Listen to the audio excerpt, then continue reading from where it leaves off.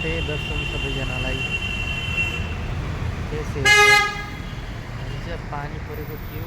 आज चाहिँ दिल्लीमा मौसम एकदम राम्रो छ, एकदम ठिक छ, एकदम क्लियर मौसम छ होइन। आसमान पनि त्यस्तै छ हल्का। आज चाहिँ मेरो चाहिँ गाडी बिमारी भएर छोडेको थिएँ। आज चाहिँ मसँग गाडी छैन।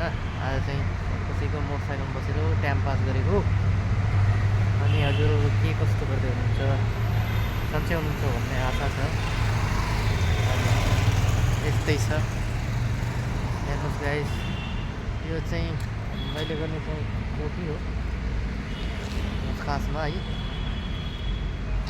अनि यस्तै छ हेर्नुहोस्, कति राम्रो सुहाना मौसम छ। यस्तै छ हजुर। हस् त, नमस्ते। अर्को भिडियोमा भेटौँला।